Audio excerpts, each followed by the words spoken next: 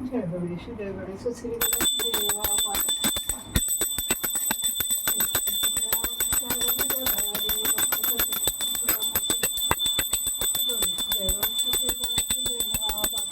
पार्वती पिता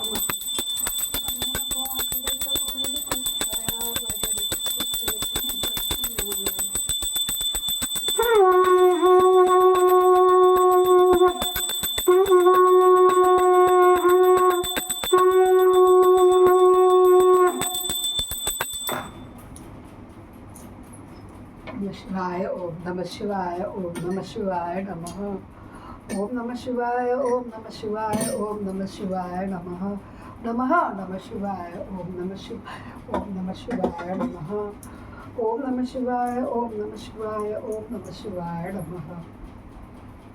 बोलो शंकर भगवान की जय। मेरे चैनल में उपस्थित आप सभी लोगों का स्वागत है। दिल से आभारी हूँ आपकी कि आप लोग प्रतिदिन मेरे इस रुद्र संहिता अध्याय को सुनते हैं, क्योंकि हमने सावन में शिव पुराण प्रारंभ किया था। अपूर्ण छोड़ना धार्मिक ग्रंथों को अच्छी बात रही है, चाहे कितनी बड़ी बीमारी भी आ जाए। परीक्षा लेते हैं भगवान, परीक्षा में सफल होना चाहिए। सुख में फूलो नहीं, दुख में भूलो नहीं, यही उनका उद्देश्य। इसीलिए शिव कथा को कंटिन्यू रखना मेरी मजबूरी। आप लोगों के साथ देने से ही मेरा मनोबल बढ़ता है और मैं सुनाती हूँ। आइए आज की शिव चर्चा शिव कथा में प्रारंभ करते हैं। सभी भगवानों का आवाहन करते हैं। गजाननं भूतगणाधिसेवितं कत्पित्तजम्बूफलचारुभक्षणम् उमासुतं शोकविनाशकारकं नमामि विघ्नेश्वरपादपद्मं नीलाम्बुजश्यामलकोमलाङ्गं सीतासमारोपितवामभागं पाणो महासायकचारुचापं नमामि रामं रघुवंशनाथं गौरवं करुणावतारं संसारसारं भुजगेन्द्रहारं सदा वसन्तं हृदयारविन्दे भवं भवानी सहितं नमामि। गुरुर्ब्रह्मा गुरुर्विष्णु गुरुर्देवो महेश्वर गुरु साक्षात् परब्रह्म तस्मै श्री गुरुवे तमेव माता च पिता त्वमेव त्वमेव बन्धुश्च सखा त्वमेव त्वमेव विद्या द्रविणं त्वमेव त्वमेव सर्वं मम देव देव। आनंदी आनंद कर सब संकट दूर, जो सेवक शरण पड़े सदा रहे भरपूर। तुम दाता हम मांगता, दिया तुम्हारी खाए, तुम ऐसी दाता जग माता और छोड़ किस दर जाए। सदा भवानी दाहिनी सिद्धि करें गणेश, पंचदेव रक्षा करें ब्रह्मा विष्णु महेश। सर्व मंगल मांगल्ये शिव सर्वार्थ साधिके शरणे त्र्यंबके गौरी नारायणी नमोस्तुते नारायणी नमोस्तुते। बोलो शंकर भगवान की जय होवे, इष्ट देव की जय होवे, गुरुदेव की जय होवे, सत्यदेव की जय होवे, सभी देवी देवताओं की जय होवे।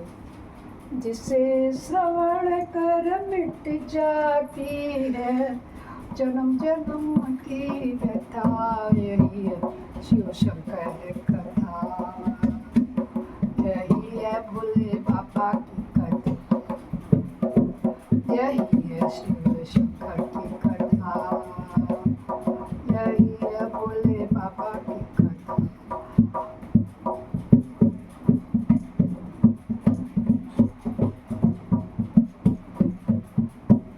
हर हर हर महादेव। पाप हर, कष्ट हर, संकष्ट हर, कर सभी समस्याओं का हल। ऐसे शिव शंकर भगवान को बारंबार प्रणाम है, बारंबार प्रणाम है। आइए सभी लोगों को, कल मैंने अध्याय 31 सुनाया था। आज हम शिव पुराण रुद्र संहिता के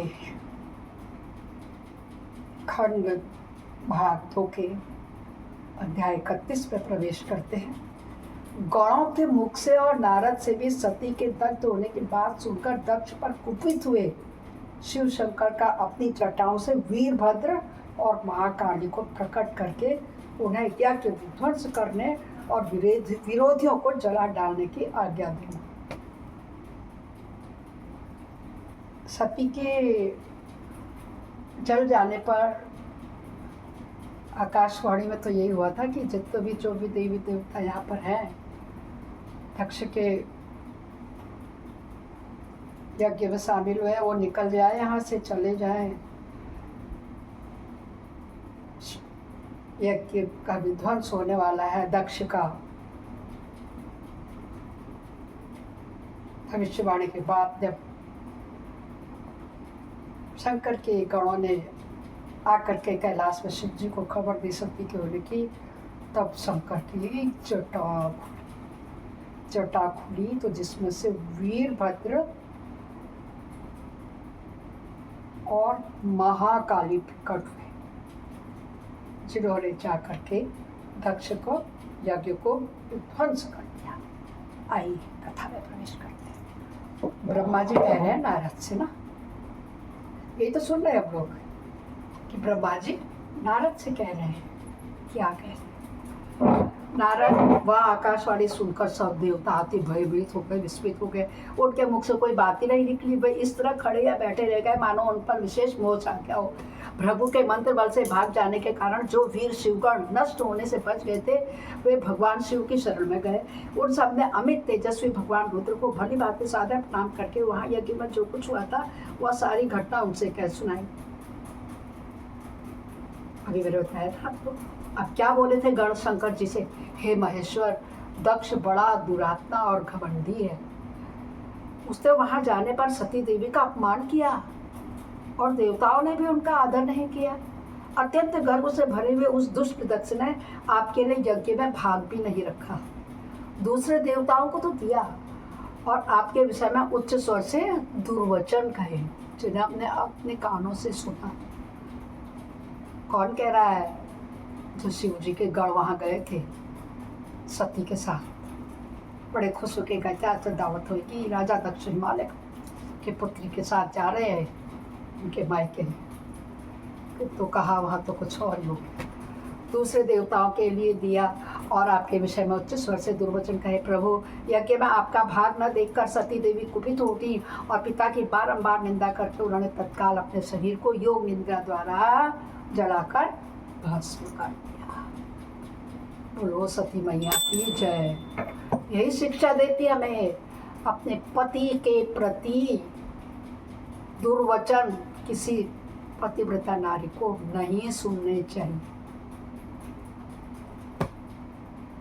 कोई उसके पति के साथ दुर्व्यवहार कर रहा है तो वो कभी सहन ना कर सके। ये भारतीय नारी के विशेषता है। जब बात आती है इज्जत की, तो पतिव्रता नारी अपने पति का ही साथ देती है, न कि उसका जिसने उसके पति का बेइज्जती की होती है।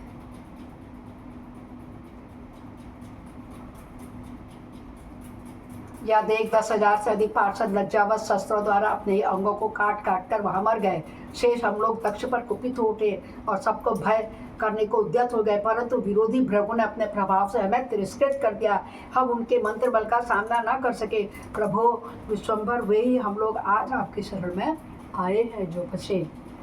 दयालु, वहाँ प्राप्त हुए भय से आप हमें बचा लीजिए, हमें निर्भय कीजिए। कौन कह रहा है? गण कह रहे हैं। महाप्रभु, उस यज्ञ में दक्ष आदि सभी दुष्टों ने घमंड में आकर आपका विशेष रूप से अपमान किया है। कल्याणकारी शिव, इस प्रकार हमने अपना सती देवी का और मूढ़ बुद्धि वाले दक्ष आदि का भी सारा वृत्तांत आपको कह सुनाया है। अब आपकी जैसी इच्छा हो वैसे कर। ब्रह्मा जी कहते हैं, नारद से कह रहे हैं, क्या कह रहे हैं, हे नारद, अपने पार्षदों की यह बात सुनकर भगवान शिव ने वहाँ की सारी घटना जानने के लिए शीघ्र ही तुम्हारा स्मरण किया। देवर्षि, तुम दिव्य दृष्टि से संपन्न हो, अतः भगवान के स्मरण करने पर तुम तुरंत वहाँ आ पहुँचे और शंकर जी भक्तिपूर्वक प्रणाम करके खड़े हो गए। कौन? नारद जी। ब्रह्मा जी बता रहे हैं, शंकर ने याद किया और नारद वही पहुँचाते जो याद करते हैं। वो तो प्रभु की सेवा में लगे रहते हैं। नारद जी का तो काम ही है, कहो तो पृथ्वीलोक, कहो तो यमलोक, कहो तो स्वर्गलोक, कहो तो इंद्रलोक, ब्रह्मलोक, गोलोक, गोलोक, वैकुंठ लोक, शिवलोक, जो प्रभु याद करके वहाँ पहुँच जाएंगे। नारायण नारायण का किसी के पास नहीं है ऐसा वरदान। भक्तिपूर्वक तुमने उनको प्रणाम किया और तुम खड़े हो गए। स्वामी शिव ने तुम्हारी प्रशंसा करके तुमसे दक्ष में गई हुई सती का समाचार सुना तथा दूसरी घटनाओं को पूछा तथा शंभु के पूछने पर शिव के मन में लगाए रखने वाले तुमने शीघ्र ही वह सारा वृत्तांत फिर से कह सुनाया जो दक्ष यज्ञ में घटित हुआ था। मुने, तुम्हारे मुख से निकली हुई बात सुनकर उस समय महान रौद्र पराक्रमी संपन्न सर्वेश्वर रुद्र ने तुरंत ही अपना भार क्रोध प्रकट किया। लोक संहारकारी रुद्र ने अपने सिर से एक जटा उखाड़ी और उसे रोषपूर्वक उस पर्वत के ऊपर दे मारा। मुने, भगवान शंकर के पटकने से उस जटा के 2 टुकड़े हो गए। वह महाप्रलय के समान भयंकर शब्द प्रकट हुआ। देवर से उस जटा के पूर्व भाग से महाभयंकर महाबली वीरभद्र प्रकट हुए जो समस्त शिवगणों के अगुआ हैं। वे भूमंडल को सब ओर से व्याप्त करके उससे भी 10 अंगुल अधिक खड़े होकर वे देखने में प्रलय प्लस अग्नि, प्रलयाग्नि के समान जान पड़ते थे। उनका शरीर बहुत ऊंचा था, वे 1000 भुजाओं से युक्त थे। उन सर्वसमर्थ महारुद्र के क्रोधपूर्वक प्रकट हुए निश्वास से 100 प्रकार के ज्वर और 13 प्रकार के सन्निपात रोग पैदा हो गए थे। तथा उस जटा के दूसरे भाग से महाकाली उत्पन्न हुई जो बड़ी भयंकर दिखाई देती थी। वे करोड़ों भूतों से घिरी हुई थी। जो ज्वर पैदा हुए वह सबके सब शरीरधारी क्रूर और समस्त लोगों के भयंकर थे। वे अपने तेज से प्रज्वलित हो सब और दाह उत्पन्न करते हुए से प्रतीत होते थे। वीरभद्र बातचीत करने में बड़े कुशल थे। उन्होंने दोनों हाथ जोड़कर परमेश्वर शिव को प्रणाम करके कहा, किसने जो कि जटा से उत्पन्न हुए थे? वीरभद्र जी। वीरभद्र क्या बोले शंकर जी से? महारुद्र, सोम, सूर्य और अग्नि को तीनों नेत्रों के रूप में धारण करने वाले प्रभु, शीघ्र आज्ञा दीजिए। मुझे इस समय कौन सा कार्य करना होगा?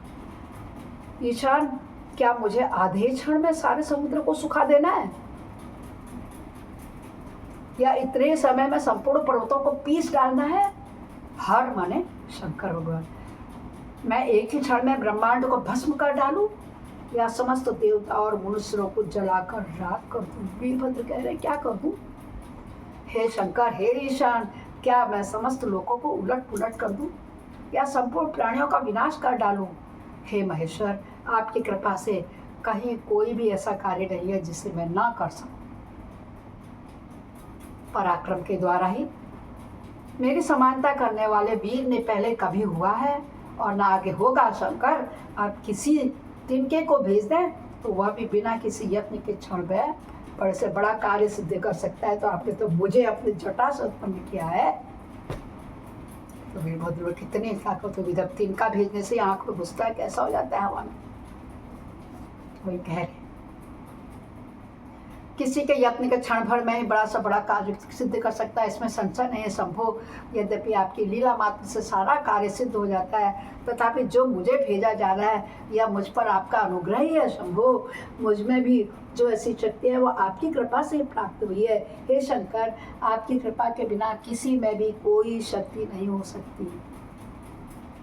अगर यहाँ पर मैं अस्वस्थ होने के बावजूद भी इस शिव चर्चा को, शिव कथा को आपको सुनाने में समर्थ हूँ तो इसमें मेरी कोई तारीफ नहीं। ये इन्हीं की भक्ति, इन्हीं की दी हुई शक्ति है जो कि मैं इसको श्रवण कर ले रही हूँ, जो मैं इसका पठन पाठन कर ले रही हूँ, जो मैं इसका वाचन कर ले रही हूँ। तब पे उस पर भी मैं आप लोगों से कह रही हूँ, मेरी वाग रूपी होने वाली त्रुटियों को अपने ही चैनल की मंजूज ब्लॉग्स एंड संगीत दूसरा जो चैनल है उसको भी सब्सक्राइब कर, लाइक कर, शेयर कीजिएगा। मंजू पंत की दुनिया में मैं शिव भजन सभी भजनों को सुनाती हूँ और उसमें इनके ब्लॉग डालती हूँ दूसरे चैनल। ये सब उन्हीं की कृपा है कि आप लोग मुझे कोऑपरेट करने के लिए उन्हें कहा और आज मैं छत में चढ़ने की प्रथम श्रेणी को पार कर चुकी हूँ। बहुत बहुत धन्यवाद आप लोगों का। बोलो शंकर भगवान की जय हो। हे शंकर, आपकी कृपा के बिना किसी में भी कोई शक्ति नहीं हो सकती। वास्तव में आपकी आज्ञा के बिना कोई तिनके आदि का भी हिलाने में समर्थ नहीं है, यह निस्संदेह कहा जा सकता है। महादेव, मैं आपके चरणों में बारंबार प्रणाम करता हूँ। हर आप अपने अभिष्ट कार्य की सिद्धि के लिए आज मुझे शीघ्र भेजिए। शंभो, मेरे दाहिने अंग बार बार फड़क रहे हैं, इससे सूचित होता है कि मेरी विजय अवश्य होगी। अतः प्रभु मुझे भेजिए। शंकर, आज मुझे कोई अभूतपूर्व विशेष हर्ष तथा उत्साह का अनुभव हो रहा है और मेरा चित्त आपके चरण कमल में लगा हुआ है। कौन कह रहा है? वीरभद्र, जो शंकर की जटा से प्रकट हुआ है। किससे कह रहे हैं? शंकर भगवान से।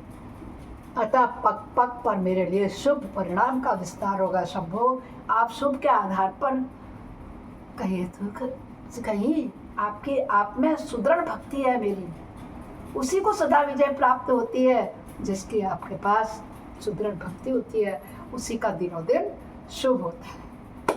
ये सब बातें कौन सुना रहे हैं? ब्रह्मा जी नारद को। अब ब्रह्मा जी नारद से फिर कह रहे हैं।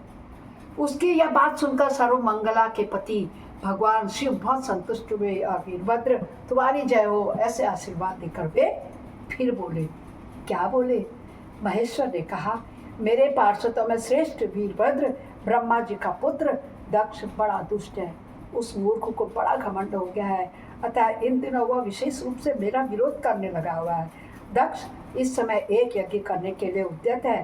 तुम यज्ञ परिवार सहित उस यज्ञ को भस्म करके फिर शीघ्र मेरे स्थान पर लौट आओ। बस इतना सा करना है तुम्हें। यदि देवता, गंधर्व, यक्ष अन्यथा कोई तुम्हारा सामना करने के लिए उद्यत हो तो उन्हें भी आज ही शीघ्र ही तुम सहसा भस्म कर डालना। शंकर भगवान ने ऐसा कह दिया।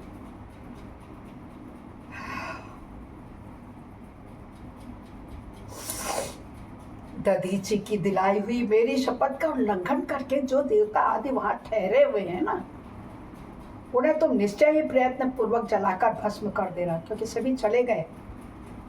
बहुत लोग तो पहले ही चले गए थे और फिर आकाशवाणी सुन के चले गए।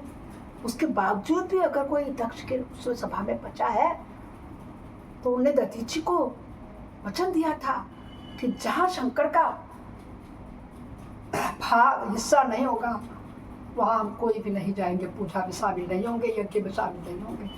वो तब भी अगर वहां ठहरे होंगे तो तुम उनको तुरंत जला डालना। वीरभद्र को उन्होंने ऐसे आशीष वचन कहे।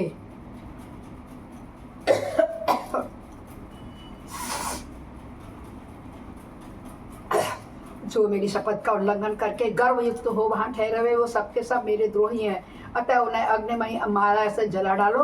दक्ष की यज्ञशाला में जो अपनी पत्नियां और सारभूत उपकरणों के साथ बैठे उन सबको जलाकर भस्म कर देने के पश्चात फिर शीघ्र लौट आना।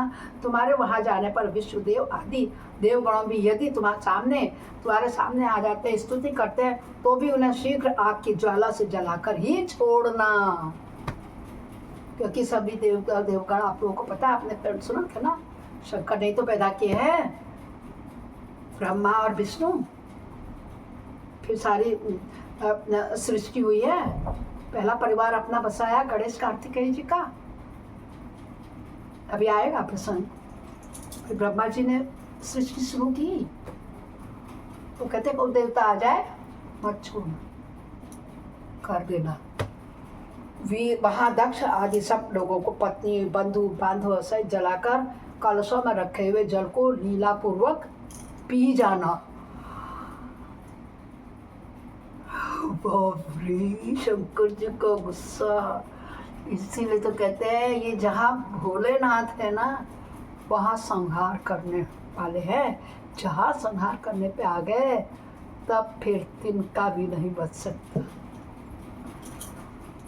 की इच्छा के बिना पत्ता नहीं हिल सकता। तो हम और आप कौन है? हर हर भोले बाप, हर कष्ट हर संकष्ट कर सभी समस्याओं का। ब्रह्मा जी कहते हैं, हे नारद, जो वैदिक मर्यादा के पालक, काल के भी शत्रु तथा सबके ईश्वर है, वे भगवान रुद्र रौस से लाल आंखें के वे महावीर वीरभद्र से ऐसा कहकर एकदम चुप हो गए। इति श्री